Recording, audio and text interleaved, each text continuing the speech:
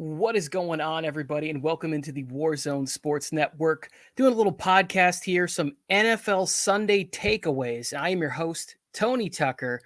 We're getting ready for the final game of week one. It has been a great weekend. There's so much stuff to talk about, but I have to wonder a little bit if right now, somewhere in the New England area, that Bill Belichick isn't duct taping footballs to his running backs.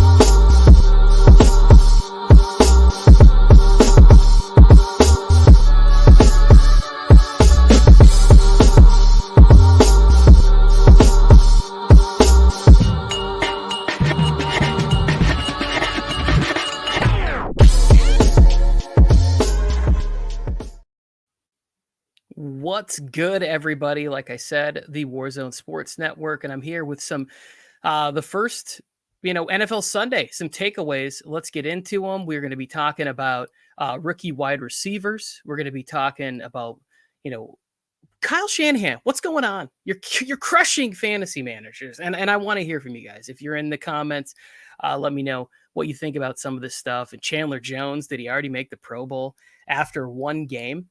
But let's start with Aaron Rodgers and what we saw against the Saints. I'm not somebody who comes in and like immediately overreacts and just says that the Packers are done and they should just part ways with Aaron Rodgers right now. None of that. But wasn't it a little like, didn't he just seem disinterested? Like, I feel like he put more time into that top knot and slicking back his hair than he did in preparing for the game. Like, the Saints are a good football team, but I have no idea what I saw.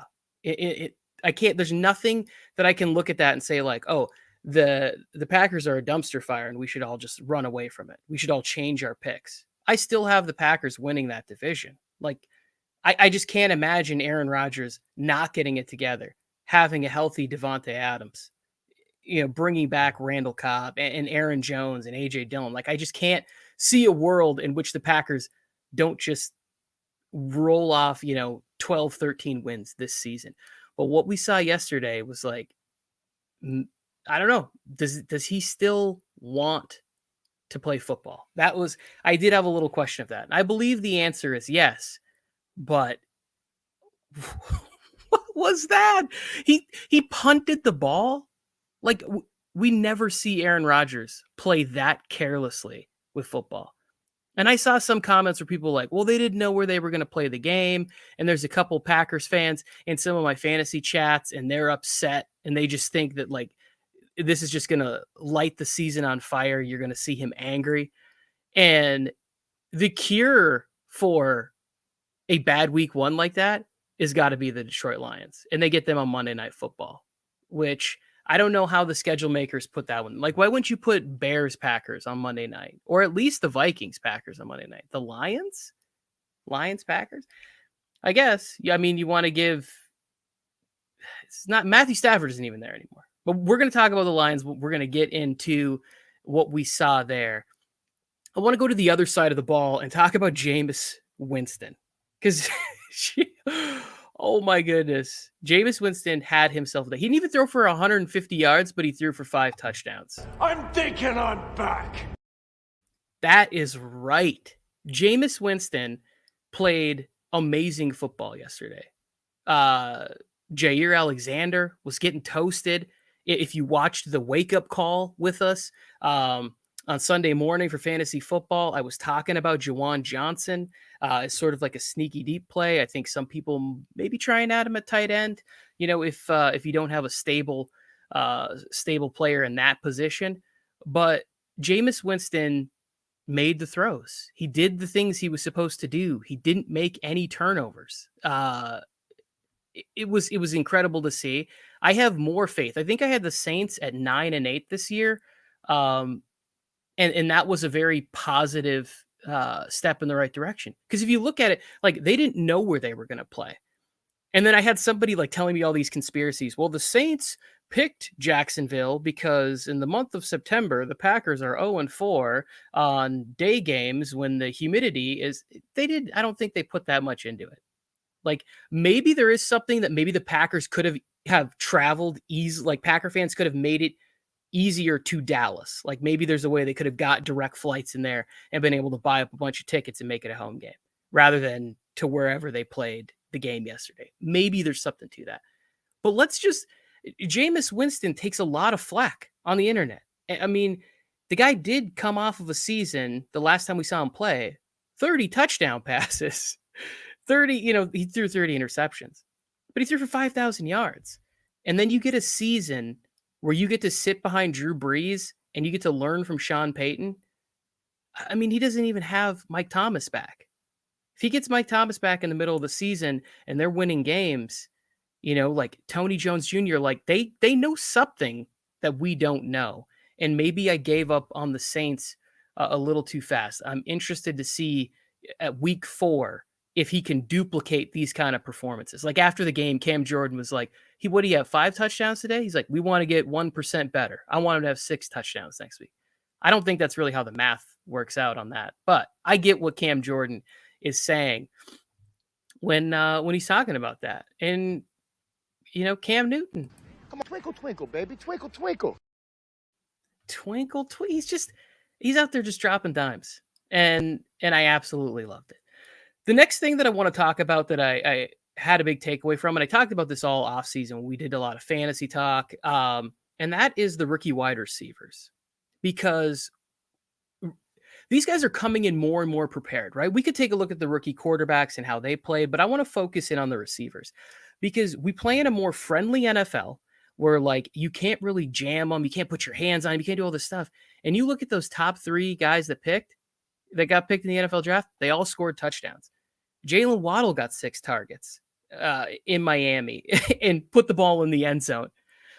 And Jamar Chase is the one that is like, I call him the possum now, because I think that whole thing that we saw in preseason was just him playing dead. He was just like, okay, here it is, boom.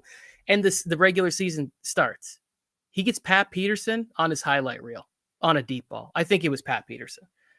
Whoever it was, that is a great way to score your first touchdown into the NFL. I mean, if somebody out there has the capabilities to go in and do a jersey swap, you could put them in LSU unis. And it was like that. I was happy for him because Jamar Chase was taking so much flack on the internet, like the memes, the everything. And he kind of did it to himself a little bit when he's like, the white stripe on the college ball because it's bigger and my hands, but I can't see. You just got to play. You got the talent. You were a first-round pick for a reason. They selected you over Penei Sewell. You got Joe Burrow, somebody that you're comfortable with and knows you. He went out, he played, he delivered. And then Devonta Smith. I absolutely love this kid. I drafted him on 4 or 5 fantasy teams. It was like my first selection for Dynasty and wide receiver because I really think that Devonta Smith is going to be something quite special. He gets into the end zone.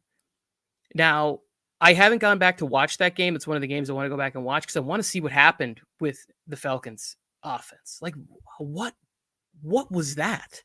In Kyle Pitts, all I heard was Kyle Pitts. But was it that bad? I mean, is the Eagles defense that good? The Eagles, another team that maybe I was a little low on. I think I had him at 6 wins for the season. And I like Jalen Hurts. I just wasn't sure what that defense would look like. Wasn't sure what the offensive line would look like. But they went into Atlanta and they served a beatdown to the Falcons.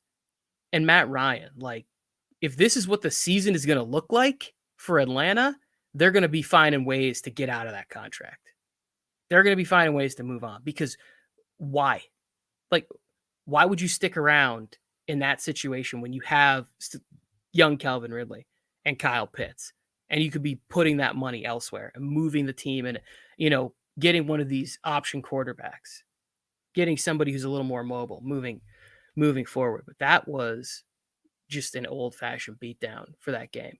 But these rookie wide receivers are coming in ready to bring it. You used to see them and the DBs, no problem. Oh, I got the young kid. I'm going to lock him up. Even Michael Irvin was talking about how he had some drops some issues when he first came into the league. He was kind of commiserating with Jamar Chase. And I was like, oh, like, I forget that. I didn't watch Michael Irvin, like that closely when he was young. I just remember great Michael Irvin, winning championships.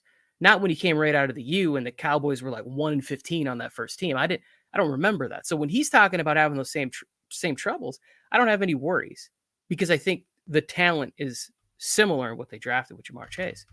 But these kids are coming in, have already gone to camps. I talk about this all the time. Like, my nephew is so invested in football. Him and my little brother are going to camps and doing all this stuff and watching all these drills, quarterbacks, receivers, middle linebackers, studying footwork, working with coaches and whatever, that these DBs, they can't come in. Even a Hall of Famer like Pat Peterson was like, I can't. You better lock it up. No, you lock it up. You lock it up. Lock it up. That's what they're doing. The DBs are fighting. They're like, I don't want this kid. I don't want the smoke from Justin Jefferson or T. Higgins. I can't lock it up. I can't lock it up. It's not how it works. Couple comments in here. Let me catch up on them. Sniper coming in. What's going on? Twitch, a little late. I don't know. A little late, but thank you for dropping in there on Twitch. We appreciate that. And Felke, Tony, you look so yellow. My light might be a little bit bright. I realized it after. Or I may also have jaundice. Either one, I'm worried about both of them, but I can't fix the light. The camera's already rolling, and I'm not pausing or stopping for anything, but I will adjust going forward. I think it is just the too bright light. Thank you, Felke, for throwing me off my rhythm for nothing. All right, what do I have? Number 3 on my list, Matthew Stafford. How happy did that guy look last night? And then they come up with that stat where they say, what was it? In the past 2 years, they haven't had 2 touchdowns like they had it. Like, he literally, on that first one, he dropped a dime right off the face mask of Van Jefferson. Van Jefferson, the third wide receiver, is catching touchdowns like that in week 1. Sean McVay's smile ear to ear. Like, he probably woke up this morning with like soreness in his jaw. Just like, oh, this is going to be such a beautiful season to have that. And the Rams defense didn't even look good. My brother was at the game last night, and he said one of the things that he was most concerned about was, and even the fans that were around him were talking, that the defense looked really weak up the middle. But they were all talking about, as they were leaving the game, how worried they were about David Montgomery having that much success up the middle. But Matthew Stafford, goodness, to be in this situation after all those years in Detroit, I'm happy for him, because I've always been the person that said Matthew Stafford would win way more games if he was somewhere else with another organization. Even if he would have transplanted some of the talent that he had in Detroit and put it somewhere else, he would have just had more success. The foundation, Sean McVay has already proven that he can win with somebody that many of us think is a little bit lesser in the QB talent department, whatever that means. Like, they're very similar. They both can move a little bit, but they're not super athletic. So watching Matt Stafford have fun last night and getting real, diversifying his portfolio out there, dropping dime to Cooper Kupp, Van Jefferson, and then hits Robert Woods in the back of the end zone. Even Higbee, looked like he's going to be a player for anybody out there in fantasy if Higbee fell to you. So I'm extremely happy for Matthew Stafford, and think the Rams in this NFC West is it's gonna be so much fun. I mean, the Seahawks went in on a team that we think has a good defense. The Colts have a good defense, and they win on the road. Look like they have no trouble. Tyler Lockett out there just catching, over the shoulder, like he's in center field, catching bombs out there. DK Metcalf I was a little worried. I got DK in a lot of leagues, and I was a little worried about 3 quarters in that he wasn't going to do much for me, but he came through. And then Gerald Everett. Maybe this finally is the opportunity that Gerald Everett has always been waiting for. He looked really good, on the 1 touchdown over the middle there. And then the Cardinals. What? Throwing a beat down to the Titans like that. I should have worked this out better. That could have been an easy transition. Like, you know what? Let's just go to it. Let's just go to Chandler Jones. Getting 5 sacks coming off of an injury. You can't stop him. You can't stop. Like Ryan Tannehill. No, God, please, no, no! For the entire day. Somebody, please put a hat on Chandler Jones. Anybody. 5 sacks. Strip fumbles. Just out there, just being a game wrecker. Sometimes I look at these games and I ask myself, like, can you have one game at a position and that sort of like cements you to be a Pro Bowler? So like, even if Chandler Jones finishes the year with 12 sacks, it's going to look like, oh, wow, what a productive year. But he'll have had like, 40% of that production in the first game of the season and then spread the other 60% out in the sack department over the next 16 weeks. Still looks good. But it's one of those positions, like you couldn't do that for quarterback. You could have a 500-yard game, but at the end of the season, it's not the same, But at maybe like cornerback, you could have a 3-interception game, and then all of a sudden at the end of the year, your stats look really good. Now, I'm not saying anything because I think Chandler Jones is one of the best pass rushers when healthy. So like he probably, when he makes the Pro Bowl after week 1, he basically he's already there. It's I don't know. It's interesting to me to stack up those kind of numbers in one. And then I was talking to Joe Morley, and he was talking about how Taylor Lewan really took ownership of that. And I like that. I like Taylor Lewan. I think he's fun. He's exciting. In the offseason, he's doing videos where he's just like chugging beers at Nashville Predator games. He does. He said, I need to play better. And that's what you want from any of your positions, any of your players. You want them just saying like, all right, it's on me. We're going to get better. It's only one game. We're moving forward. But the Cardinals look good. Kirk caught a couple touchdown passes. I saw Rondale Moore in the box score on my fantasy squads, and he got in on the action. So Kyler Murray, he looked good in the highlights. That division is going to be fun because the 49ers went to Detroit, and one question mark, what's going on? So we're on the air Sunday morning, and I was like filled with panic when they were like, oh yeah, Trey Sermon inactive for the game. And I was like, what? Where? Because everything that I read, everything I saw, Trey Sermon is operating as the number 2. Trey Sermon is operating as the number 2. And then all of a sudden I'm seeing like, Elijah Mitchell will be the backup. Who is this? I hadn't heard anything about him. No conversations.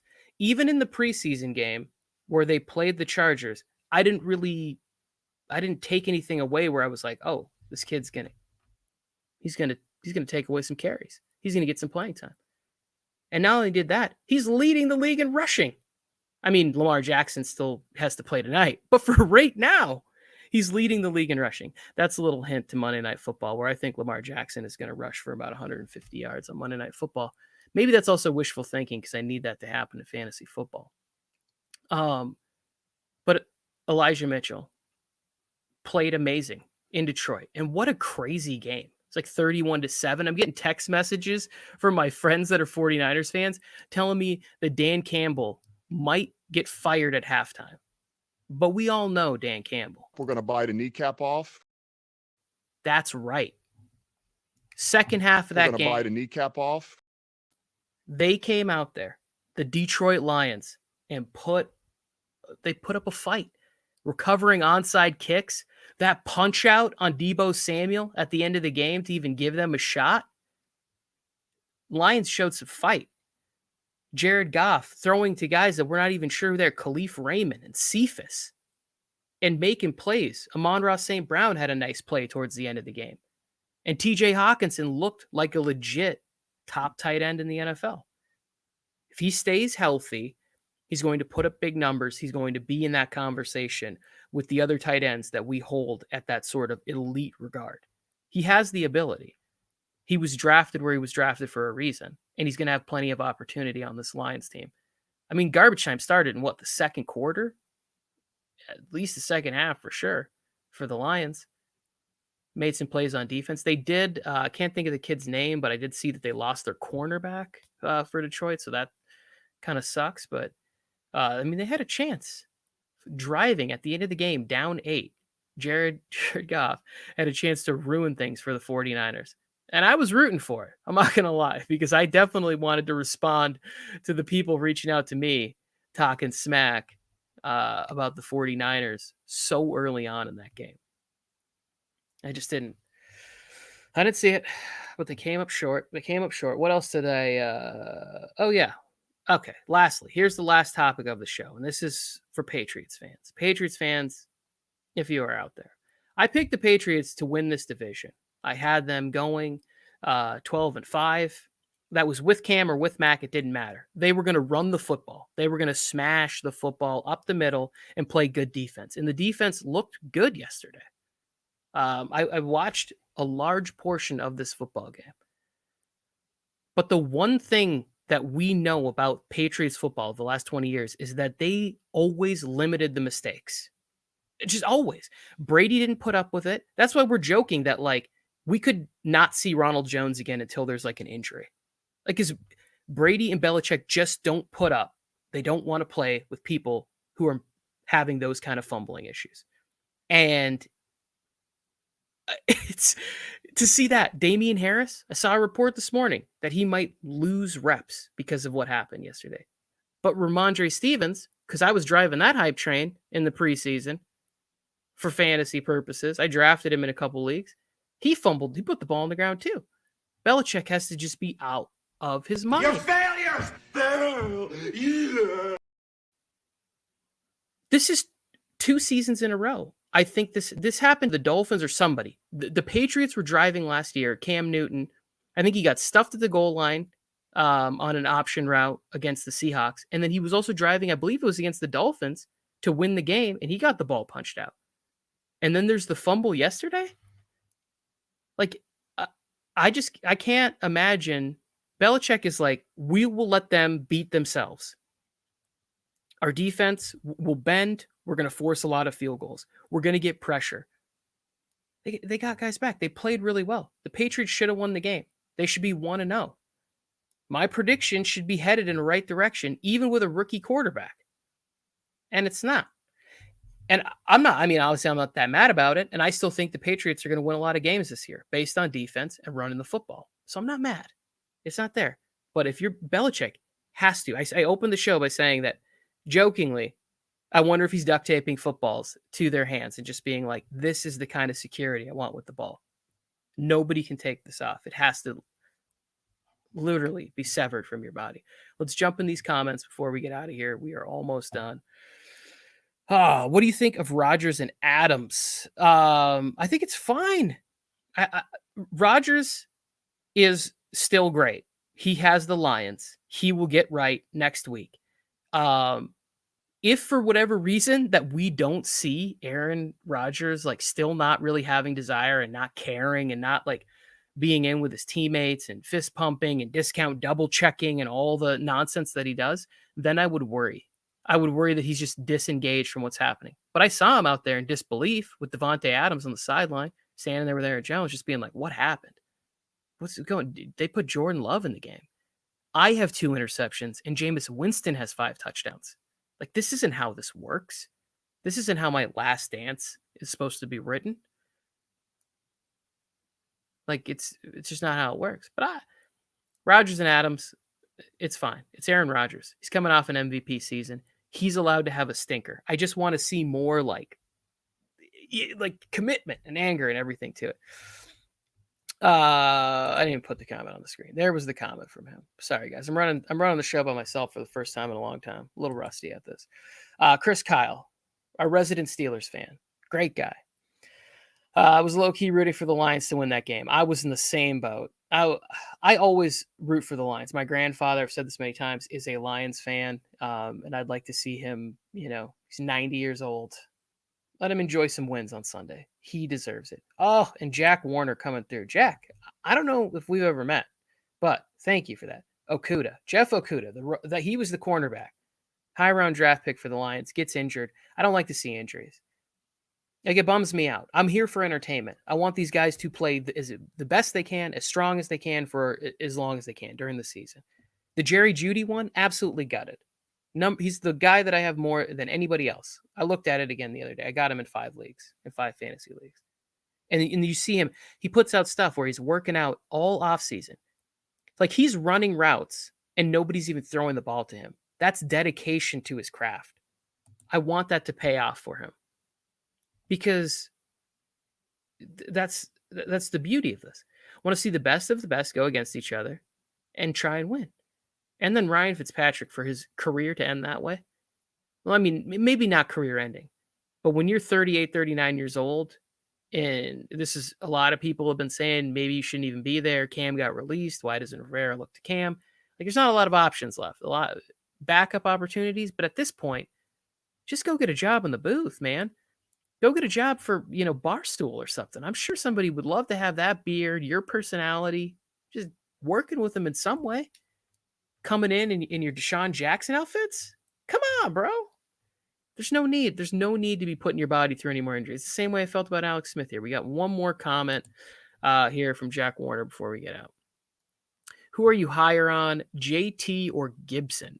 For me, it's Antonio Gibson. Just because I think that the passing game work should increase.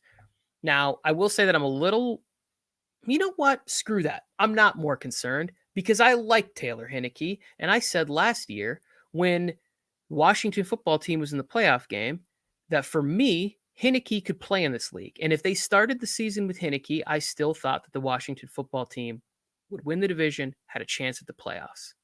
So I'm fine. Gibson, to me, I think Gibson gets more involved in the passing game at some point. Like, he was a receiver converted to running back or whatever the story is. Like, he just wasn't involved in the passing game this year. I think that changes this year.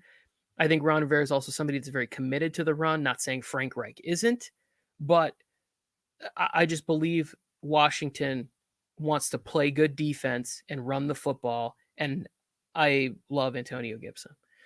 He's fantastic. And Jonathan Taylor's great too. Like, don't get me wrong. Jonathan Taylor could very well easily be, the best running, like the next generation of best running backs. Like the next 2, 3, 4 years, we just see Jonathan Taylor every year compiling 2,400 yards of total offense.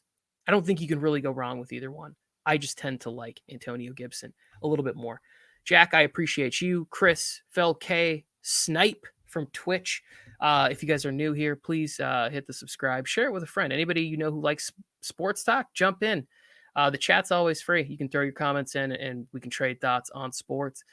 Prize Picks, use the code Warzone if you're into over-under, easy-to-use fantasy. They'll match up 100% up to your first $100 deposit there. Tonight, Monday Night Football, we're doing a watch party, fantasy football in there. Raiders, Ravens, Monday night. Go ahead, comment with your Monday Night Miracle that you need for fantasy football. That is, this is going to be a good one in the desert. Like, when you look at the roster for the Ravens, it's really like, who's playing receiver? Sammy Watkins, Hollywood Brown, Mark Andrews should get a lot of footballs thrown in his direction. That is going to wrap it up. Yeah, everybody have a great day. Enjoy the final week here. I will be back. We'll be back on tonight for the watch party, and I will be back tomorrow. We're doing a little waiver wire show with the fantasy shot callers, where we're talking about our favorite waiver wire pickups headed into week 2. We got previews all week. Same shows. Sports Force coming out, where we have a Sam Darnold truther sitting down with 2 Jets fans to go over that. I cannot wait for Sports Force. It's going to be so much fun. Smash that subscribe button. Share it with a friend. We appreciate you. I'm very grateful to be here and doing this. Until next time, everybody. Peace.